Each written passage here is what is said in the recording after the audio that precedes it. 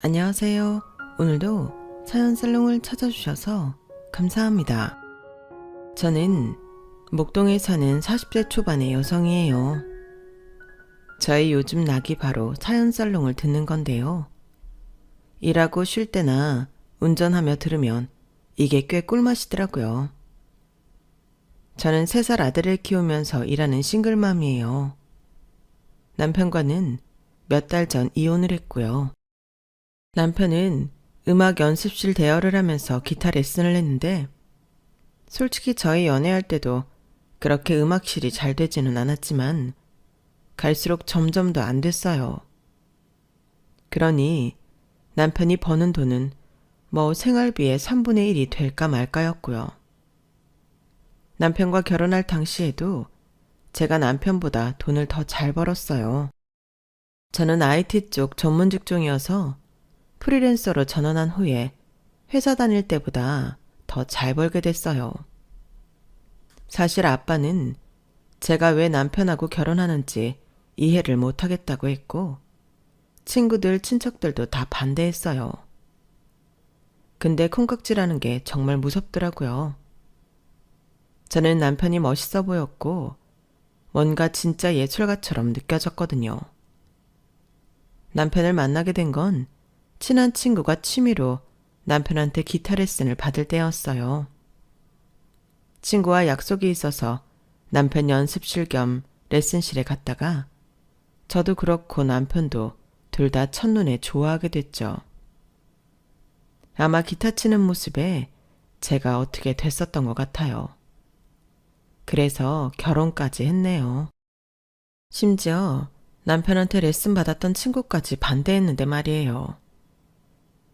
성우 오빠는 남다른 데가 있잖아. 예술하는 사람이고 그걸 이해해줘야지 무능하다고 보이는 대로 판단하면 안 될 것 같아. 주미야, 제발 네 말이 맞았으면 나도 좋겠다. 그런데 예술한다고 해서 다 김성호처럼 그렇게 살지 않아. 나름 다 돈 잘 벌고 살아. 친구가 그렇게까지 말했지만 제 귀에는 들리지 않았어요. 남편과 저는 그저 서로가 좋아 보여 어쩔 줄 몰랐네요. 오빠, 다른 사람들 하는 말 신경 쓰지 마. 오빠는 기타 치고 있을 때가 제일 멋있어. 다들 줌이 너 같으면 얼마나 좋을까? 아니, 세상 사람의 10분의 1. 그것도 아니지. 100분의 1만 나를 이해해줘도 좋겠어. 이제 내가 있잖아. 다른 사람 이해가 뭐 필요해? 우리가 서로 이해하고 잘 살면 되지. 그래, 맞네 네 말이. 맞아. 내가 주미 너 걱정 안 하게 내 몸 관리는 정말 잘하고 살 자신 있어. 참, 내가 너 들려주려고 연습한 곡 있거든? 이게 운지가 꽤 어렵고 빠른 곡이라서 기술이 필요하거든. 그렇게 저만을 위해 연주회를 하는 남편이 로맨틱하고 좋았어요. 저는 판교에 있는 회사를 다녔는데 제 분야에서 꽤 인정을 받고 있었어요. 연봉도 꽤 높았고 직책도 급이 있었고요. 저는 정규직이니 회사에서 나오는 인센티브에 여러 혜택도 있었기 때문에 남편이 좀 못 번다고 해도 크게 신경 쓸 문제가 아니라고 생각했어요. 저는 둘 다 꼭 돈을 많이 벌어야 된다는 주의도 아니었고 제가 잘 벌면 제가 먹여 살려도 된다는 게 평소 입장이었으니까요. 그러다가 아들이 태어나고부터 많은 게 변했어요. 아시다시피 육아라는 게 쉬운 일이 아니잖아요. 저는 엄마가 대학생 때 돌아가셔서 친정에는 아빠밖에 없었기 때문에 육아를 도와달라고 하기에는 어려운 점이 있었어요. 물론 남동생이 있기는 했지만 해외에서 공부 중이었고요. 한국에 있다고 해도 남동생더러 육아를 함께 해달라고 하기는 좀 무리가 있었죠. 눈에 넣어도 안 아프다는 어른들 말이 정말 맞는 게 아이 때문에 너무 힘들고 못 살겠다 싶어도 아들 얼굴만 보면 모든 게 다 잊혀지더라고요. 남편이 워낙 살림도 잘 못하고 서툰 게 많아서 아이를 안심하고 맡길 수도 없었어요. 그래도 저는 상냥한 남편의 좋은 점들만 생각하며 버틸 수 있는 데까지 버텨보자 하며 기를 쓰고 일을 하고 육아를 했네요. 남편은 그런 저를 걱정했어요. 주미야, 너 너무 힘든 것 같아. 도우미를 일주일 내내 쓰면 어때? 이러다가 몸 다 상할까봐 걱정이다. 어쩔 수 없지 뭐. 나도 무리하는 건 알고 있는데 지금은 새 프로그램 개발이 있어서 할 수 있는 만큼은 해야 돼. 오빠가 집안일 서툴고 어려워하는 거 아는데 우리 준서 신경 좀 써줘. 오빠가 잘 놀아주는 건 알지만 그래도 잘 좀 부탁해. 그건 걱정하지 마. 내가 준서한테 다른 건 못 해줘도 놀아주는 건 잘할 수 있어. 준서 보고 있으면 레슨 시간도 까먹는다니까? 고마워. 준서 걸어다니면서 활동 반경도 넓어지는데 오빠가 잘 봐줘서 다행이야. 생각해보면 아빠가 자기 자식 돌보는 게 당연한 건데 저는 왜 그렇게 고마워한 건지 모르겠어요. 하도 할 줄 아는 게 없으니까 그것만도 감지덕지 했던 것 같네요. 남편은 아이랑 있으면 기타 레슨 시간도 있는다고 말을 했지만 사실 그 무렵 남편한테 레슨 받는 사람은 정말 한 손에 꼽을 정도로 적었어요. 그럼에도 저는 그런 남편이라도 있는 걸 든든하게 생각했고 제 버팀목이라고 여겼죠. 하지만 시간이 갈수록 연습실을 대여해서 쓰는 사람들도 적어졌고 남편의 수입은 거의 없는 지경까지 이르렀어요. 코로나 때문이라고는 해도 정말 개미 눈물만큼도 나아질 기미가 보이지 않는데 남편은 태평하더라고요. 오히려 제가 연습실 월세에 유지 관리비 걱정을 하고 있었고요. 자기 연습실만이라도 챙기게 대리운전 같은 거라도 했으면 싶었지만 남편은 그러면 피곤해서 연습할 시간도 줄어서 힘들다고 울상이더군요. 게다가 대리운전은 밤에 많은데 잘못해서 사고라도 나거나 핸들 잘못 잡아서 손 다치면 안 된다는 거였어요. 저는 그만큼 남편이 기타 치는 걸 사랑하는데 굳이 험한 일을 시키는 게 맞나 싶더군요.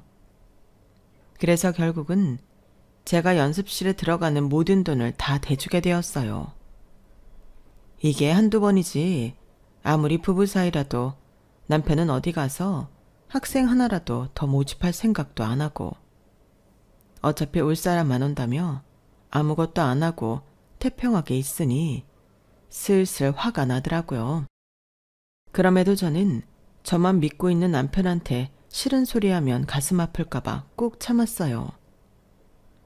저는 저 나름대로 부단히 노력하며 사는데 시어머니는 저한테 잔소리만 해댔고 자기 아들이 너무 잘난 줄 알더라고요. 주변에 무슨 대단한 기타리스트인 양 떠벌리는데 솔직히 안 입고 왔죠. 그리고 집안일에도 간섭이 너무 심했고요. 얘, 우리 성호 요새 왜 저리 말랐냐? 성호 우리 집에 하나밖에 없는 아들이다. 집안의 기둥이라고. 그런데 저렇게 애가 기운 없어서야 되겠니? 네가 안 해봐서 모르는 거지. 음악한다는 게 보통 힘든 거 아니다. 거기 대고 손이 시누이가 말을 얻는데 말리는 시누이가 더 얄밉다고 저는 그 말이 더 듣기 싫었어요. 아우 엄마 또 성호 듣기 싫어 죽겠네. 아니 세상에 성호만 신경 쓰고 사나? 우리 제이 아빠한테 그 밥만 신경 써봐. 장모님 껌뻑 죽으면 엄청 잘할 거야. 지금도 그이가 엄마한테 얼마나 잘하는데 그렇게 성호 그래? 야, 너랑 박서방 헤어지면 남이야. 암만 잘해도 지 피부치랑 같은 줄 아니? 그리고 성호가 잘 돼야 너도 더 남편한테 큰 소리 치고 살지. 내 말이 틀려? 아니, 성호가 잘 되면 성호 인생 좋은 거지. 내가 왜 그이한테 큰 소리를 쳐? 하여간 엄마 그 고리타분한 사고방식 좀 버릴 수 없어? 시끄럽다. 너 성호한테 뭐 하나라도 해줄 거 아님? 네 집에 가. 올케가 잘하면 이런 말이 안 나오잖아. 왜 나까지 기분 상하게 만들고 그래? 좀 잘해. 성호 잘 걷어 먹이라고. 밖에 나가서 일한다고 집안일 신경 하나도 안 쓰나 보네? 이러니 제 입장에서 신호가 좋을 리 없잖아요. 안 그래도 시자 들어가면 싫은 게 며느리잖아요. 시어머니는 거기에 또 보태느라 연습실까지 나오셔서 빗자루를 들고 설쳤어요. 그것도 제가 쉬는 날만 골라서요. 그러니 제가 어떻게 가만히 있겠어요. 나가서 청소하시는 분이 치운 곳을 또 치워야 했어요. 치우는 신용이라도 해야 잔소리를 안 들으니까요. 그 잔소리도 정말 말이 안 됐어요. 무슨 손이 닿지도 않는 천장 구석 같은데 걸레질을 하라고 하질 않나. 갑자기 여름에 쓰지도 않는 전기 히터를 끌고 나와서 그걸 청소하라고 하질 않나. 정도가 심해도 너무 심했어요. 나중에는 저도 참다가 터져서 못하는 건 못한다고 했어요. 어머니, 지금 여름이고 전기 히터 쓸 일도 없잖아요. 요새는 이런 거 분해해서 청소 안 해도 돼요. 괜히 건드려서 고장나면 AS 직원 부르는 비용만 나가니까 제가 알아서 할게요. 안 보이는 데를 더 청결하게 해둬야 되는 거 모르니? 네가 이러니까 성호 일이 잘 안 풀리는 거야. 내 조가 별건 줄 알아? 남편이 있는 곳은 누가 말 안 해도 네가 알아서 깨끗하게 관리하고 남편 먹는 거 신경 쓰고 사람들도 많이 올 수 있게 네 돈이라도 들여서 더 꾸미고 해야 되는 거 아니겠어? 안 그래도 지금 여기 유지비 제가 다 내고 있는데 그런 말씀하시면 저도 섭섭해요. 제가 애쓰는 것도 생각해 주셔야죠. 이렇게 말도 안 되는 일 시키시는 거 저 좀 속상하거든요. 어머니, 왜 항상 제가 쉬는 날만 이 사람 연습실에 나오셔서 이러시는데요? 내가 별뜻 있겠냐? 우리 성호 잘 되라고 하는 거지. 네가 잘해봐. 그래서 우리 성호가 잘 나가고 있어봐. 그럼 내가 이러겠어? 너도 참 너다. 어떻게 내가 하는 걸 이상하게 꼬아서 생각하니? 내가 널 부려먹기라도 한다는 거냐? 그러니까 걱정 마시고 제가 관리하는 대로 좀 두시면 좋겠어요. 저와 시어머니가 신경전을 벌이자 남편은 눈치를 보다가 얼른 끼어들었어요. 이러지 말고 엄마, 오늘은 우리랑 맛있는 거 먹고 들어가요. 어제 새로 등록한 학생이 있거든. 아주 기분 좋게 현금으로 내고 가더라고. 내가 쏠게. 쏘긴 뭘 쏴? 아꼈다가 너 급할 때 써. 준서애미 네가 사라. 앞장서.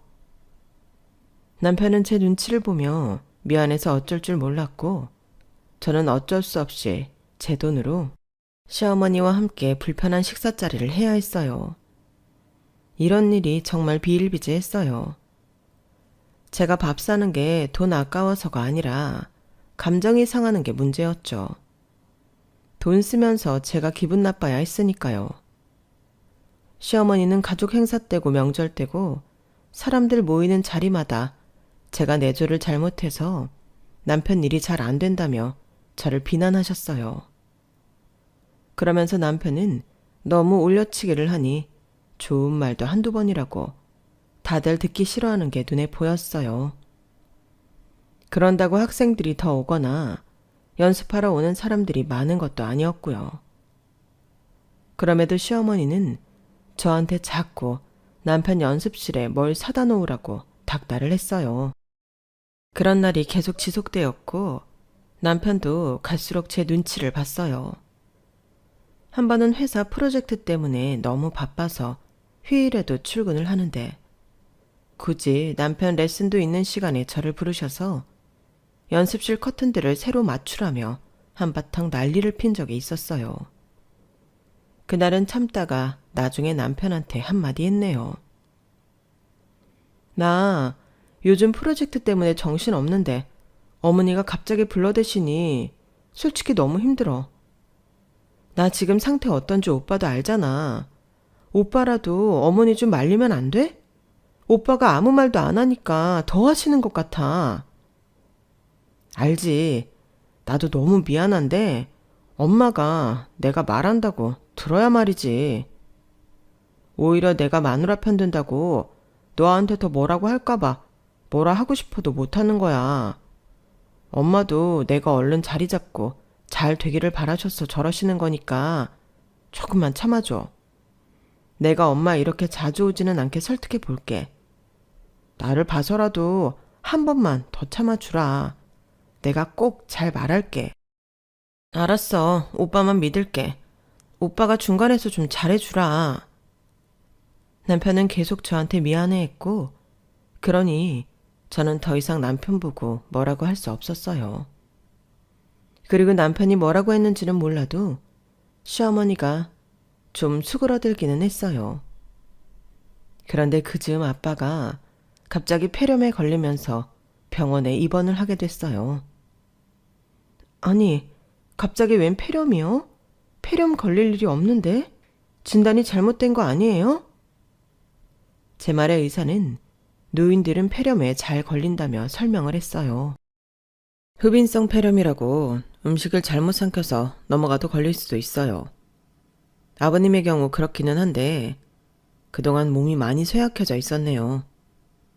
지금 잘 치료를 받으셔야 하니까 입원한 동안 검사도 잘 받으실 수 있게 따님께서도 한 번 더 말씀해 주세요. 저는 바로 아빠 병실을 1인실로 잡고 입원 수속을 밟았어요. 아빠는 이런 걸로 입원까지 안 해도 된다고 계속 고집 부리셨고요. 아빠 나이에는 폐렴 제일 조심해야 된대. 그러니까 일단 입원해서 검사부터 받자. 어? 아, 그러지 않아도 된다니까 그러네. 집에서 약 먹으면서 좀 쉬면 낫는다고. 안 된대. 입원해서 검사 다 잘 받아야 된대. 다른 합병증이 발생할 수도 있고. 아빠, 나 두고 먼저 갈 거야? 그럼 나 어떡하라고. 나 생각해서라도 입원해서 검사 좀 받자. 어? 제가 강하게 밀고 나가자 아빠는 어쩔 수 없이 입원하셨어요. 그리고 검사를 받으면서 아빠가 심각한 빈혈과 심장에 문제가 있다는 것까지 알게 됐어요. 그러다가 어느 날 아빠의 상태가 갑자기 나빠졌고 의사는 바로 아빠를 중환자실로 옮겼는데요. 저는 이대로 아빠가 가버릴까봐 너무 떨리고 두려웠어요.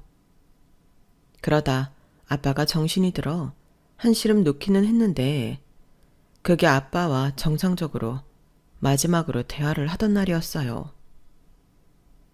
주미야, 내가 아빠 아파트는 너랑 재욱이 반반 나눠주는 걸로 해놓았고 마포에 있는 건물은 네 앞으로 해놓았다. 재욱이는 수원에 있는 건물 주기로 전부터 얘기가 돼 있었어. 근데 주민이가 김서방 말에 흔들릴까봐 걱정되는구나. 아, 됐어. 무슨 재산 얘기를 하고 그래. 얼른 자리에서 일어날 생각을 해야지. 그러지 말고 아빠가 일어나도 이런 건 미리 해둬야 되는 거야. 아무튼 너 김서방 말에 흔들리면 안 된다. 아빠는 왜 그런 말을 해? 오빠가 나한테 뭘 어쩐다고. 아빠가 변호사랑 준비한 게 있으니까 나중에 그거 보면서 변호사랑 상의 잘 해라. 재욱이도 올 테니까 너한테 힘이 돼줄 거야. 아빠가 진작에 너를 지켜줬어야 했는데 미안하구나. 아빠가 나한테 할 만큼 했지. 뭘 그런 말을 해. 얼른 건강해지기나 하세요. 그날의 대화를 끝으로 아빠의 상태는 더더욱 나빠졌고 이틀 후 갑자기 고열이 나더니 그날 밤은 못 넘기시고 저 세상으로 떠나셨어요. 저는 동생한테 연락을 하면서도 계속 울기만 했고 남편은 제가 너무 우니까 어쩔 줄 몰라 했어요. 장인어른 이렇게 가버리실 줄 미처 생각 못하긴 했는데 그래도 주미 너 몸 생각 좀 해. 이렇게 울기만 하다가 무슨 일 나겠다. 주미 너는 장인어른한테 최선을 다했잖아. 우리 준서 대학 갈 때까지 사셔야 된다고 그렇게 말했는데 내가 나 살기 바쁘다고 아빠한테 너무 소홀했던 것 같아. 아빠 도우미 아줌마도 일주일에 이틀만 부르시고 혼자 밥 챙겨 드시다가 이렇게 되신 것 같아. 너무 마음이 아파. 그렇게 죄책감 느끼면 장인어른이 마음 편히 저 세상 가시겠어? 너무 그러지 마. 일단 장례 잘 치르자. 돌아가신 분 잘 가실 수 있게 해드려야지. 알았어. 재우기도 없는데 오빠가 그래도 의지가 된다. 우리가 남이야? 가족이잖아. 근데 주미야, 아버님이 네 앞으로 건물 해놓으셨잖아. 그거 있으니까 아파트 정리하고 처남하고 반씩 나누는 거는 우리 엄마들이면 어때? 엄마가 그동안 나 때문에 마음고생 많이 하셨잖아. 아파트? 그거 재우게 하고 나누라고는 하셨는데 우리 팔지 안 팔지 몰라. 팔릴지도 모르겠고. 근데 그 돈을 왜 어머니들이라는 거야? 팔게 되면 우리도 현금 필요해서 갖고 있어야 되잖아. 아, 물론 그렇긴 한데 어차피 건물에서 새 나오게 되면 현금 많이 생기니까 아파트 판 돈은 엄마 드려도 되겠다 싶어서. 엄마가 돈 보태서 지금 사는 집 옮기고 싶으시대. 마침 잘 됐잖아. 오빠, 말하는 게 좀 이상하다. 마침 잘 됐다니. 우리 아빠 돌아가셔서 잘 됐다는 거야? 에이, 그럴 리가 있어? 아니야, 오해는 하지 마. 그런 거 아니고 그냥 한번 너한테 의견을 물어보는 거야. 엄마가 그렇게 효도받고 나면 너한테 잔소리도 덜하고 시집살이도 안 시킬 것 같아서. 나도 엄마한테 좋은 일 좀 해보고 그러면 좋잖아. 두루두루 다 좋자고 하는 말이었어. 혹시라도 네가 딴 데 쓸 생각이 있었다면 엄마 드리는 쪽으로 했으면 좋겠다는 거지. 어차피 우리는 건물에서 나오는 것만으로도 충분하지 않겠어? 그게 다 얼마야? 그렇구나. 오빠 말 뜻은 이해했어. 근데 재욱이 온 다음에 오빠랑 변호사랑 재욱이 다 같이 봐야 되니까 그건 알고 있어. 일단 아빠 잘 보내드리자고. 어? 처남하고 다 같이 변호사를 만난다고? 아, 그래? 너도 다 생각하는 게 있었구나.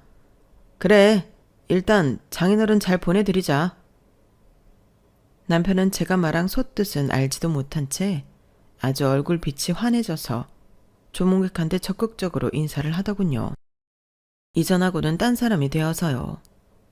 그리고 장례 치르고 난 후에도 저한테 보약까지 지어주면서 잘 먹고 집에서 좀 쉬라는 거였어요. 제가 건강해야 된다나요? 갑자기 철든 것처럼 행동을 하더라고요. 그러면서도 계속 저한테 동생하고 아파트 팔기로 한 건 어떻게 됐는지 떠보더라고요. 재욱이도 어차피 몇 년 더 미국에서 공부해야 되니까 그냥 파는 것도 나쁘지 않겠다고 하더라고.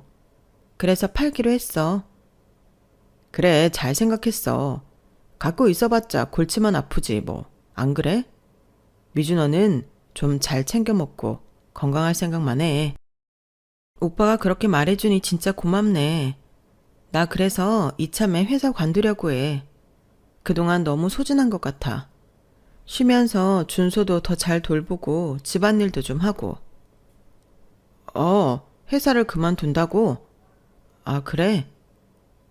왜? 뭐 불만이야? 왜 이렇게 반응이 떨떠름해? 아니야. 떨떠름할 게 뭐 있어. 그래. 누리한테는 건물이 있잖아. 주미, 너는 원하는 만큼 푹 쉬어도 돼. 엄청 봐주는 것 같다. 오빠는 맨날 쉬었으면서. 어째 너 말에 좀 가시가 있는 것 같다? 그렇게 들었어? 나는 별 뜻 없이 한 말인데. 오빠가 괜히 자격지심 있는 거 아니야? 아, 아니야. 나 그렇게 안 들었어. 알았어. 푹 쉬어주미야. 저는 아빠 돌아가시기 전부터 남편한테 꿍꿍이가 있다는 걸 눈치채고 있었어요. 하지만 너무 티를 내면서 남편을 몰아붙이면 어떤 거짓말을 하고 얼버무릴지 몰라 일부러 능척을 떨며 남편이 어떻게 나오는지 지켜봤어요. 그렇게 시간이 흐르고 남편이 고대하고 고대하던 동생과 변호사를 만나는 날이 되었어요. 기대에 가득 찬 표정이었던 남편이 변호사가 하는 말에 완전 표정이 썩는데 진짜 볼만하더라고요. 김성호 씨, 저는 고 이정섭님이 선임한 박성호 변호사입니다. 이정섭님의 유산 문제와 함께 이번에 김성호 씨와 이정섭님 따님인 이주미 씨의 이혼 소송을 맡게 되었습니다. 네? 아니, 앞에 말은 알겠는데 뒤에 이혼이라뇨. 그게 무슨 말이죠? 그러자 동생이 나서서 자료들을 한 뭉치 내놓았어요. 거기는 남편이 웬 남자들하고 재개발 지역을 다니는 사진들이었어요. 그리고 계좌 거래 내역도 있었고요. 매영, 아니 김성호 당신이 몰래 신혼집 담보 잡혀서 그 돈으로 재개발 지역 투기했다가 망했잖아. 그래놓고 사채 얻어다 쓰고 그 돈 감당 안 되니까 누나 도장하고 신분증 몰래 빼돌려서 또 빚지고, 그거 우리 누나한테 다 덤탱이 씌우려고 한 거 아빠가 몰래 조사해서 자료 다 모아놨거든. 나도 그 얘기 듣고 얼마나 열불나는 줄 알아? 그러니 아빠는 어떠셨을까?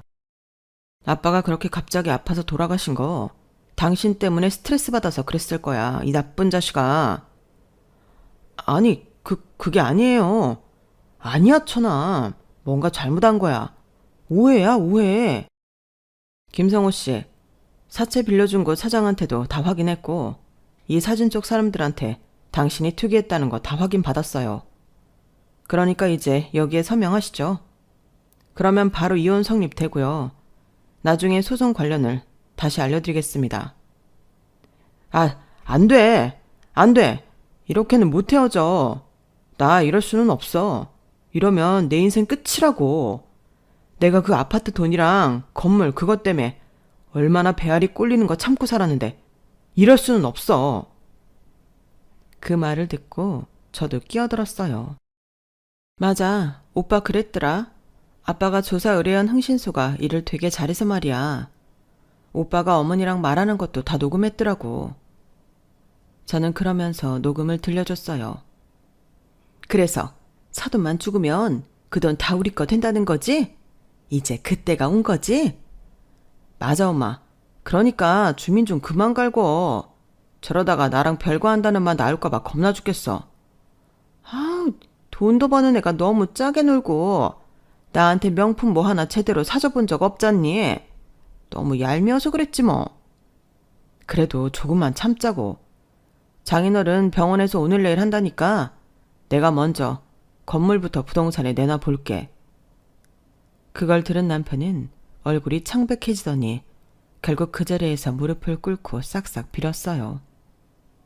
미안해 주미야. 내가 잠깐 어떻게 됐었나 봐. 하도 돈도 못 벌고 그게 짜증나고 답답해서 그것 때문에 일을 저지른 것 같아. 잘못했어. 이렇게 빌게. 어? 한 번만 용서해 주라. 하지만 남편의 검은 속내를 알게 된 저는 이미 오만정이 다 떨어졌고 남편의 얼굴을 쳐다보는 것도 싫었어요.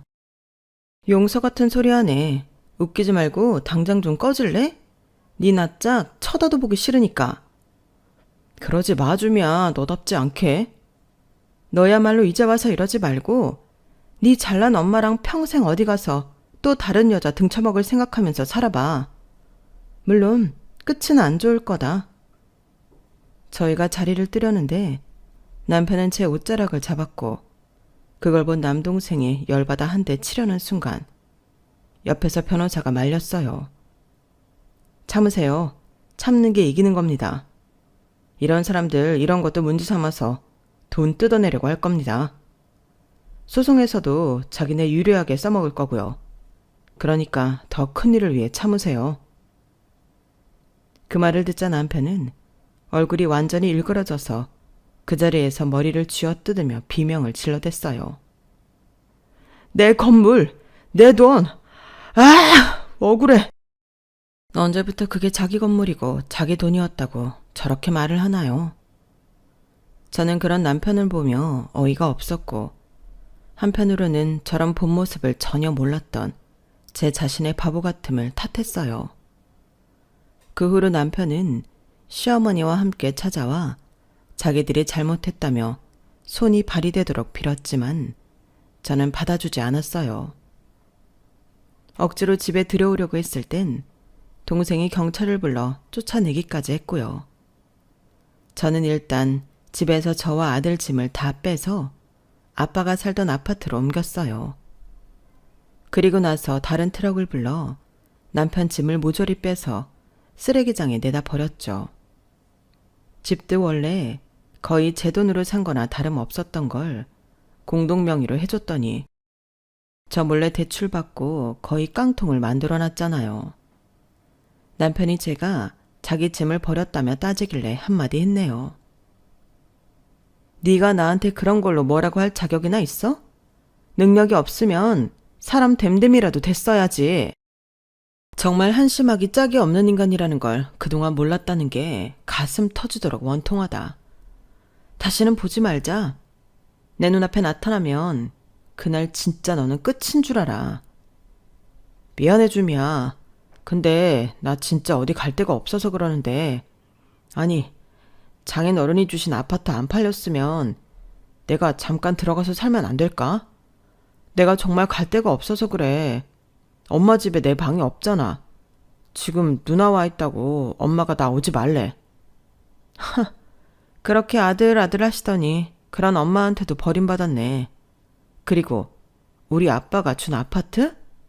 거기를 네가 뭔데 들어가? 네가 다른 꿍꿍이 있는 거 모를 줄 알아?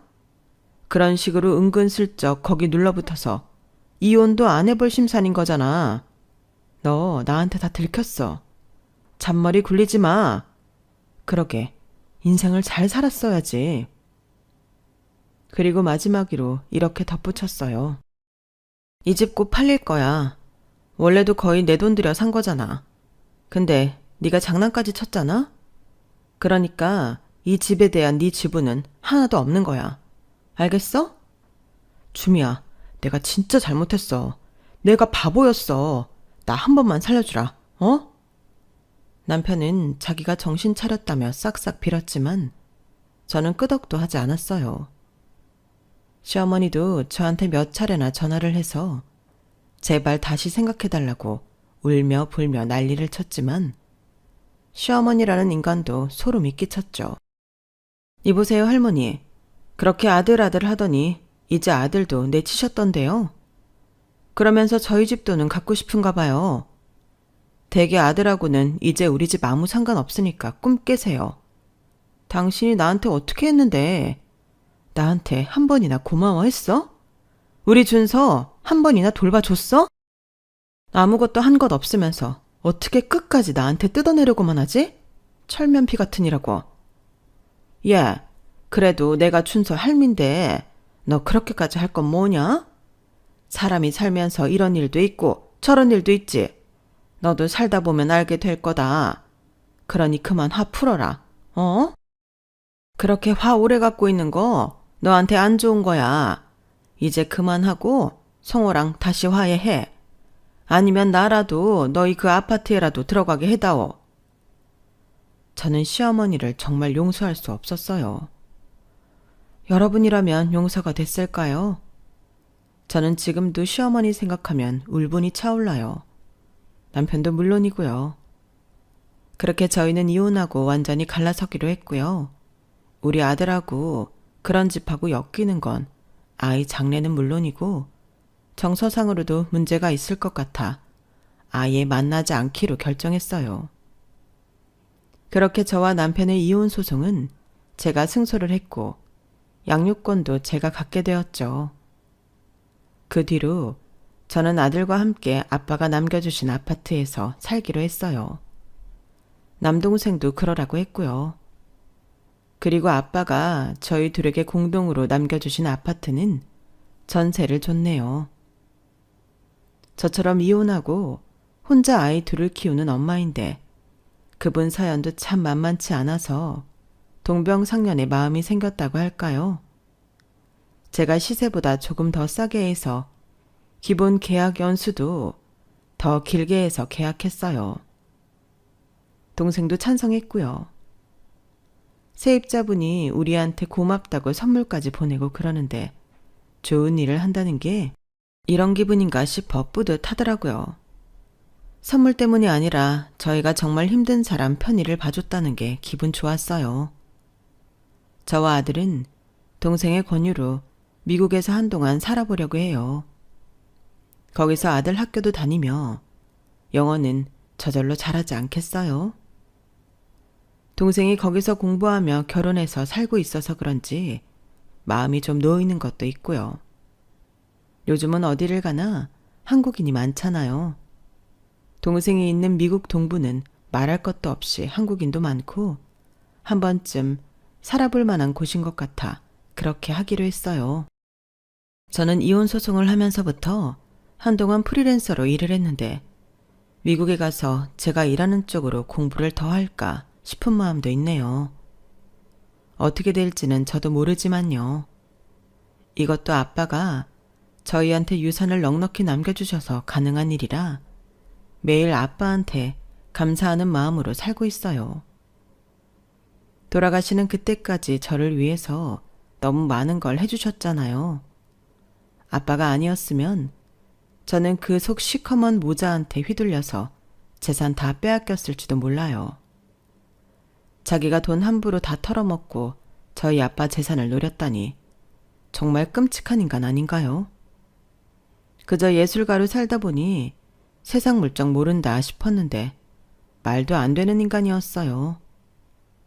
저는 그래서 지금 아들하고 전 남편과 시어머니 절대 못 만나게 하고 있어요.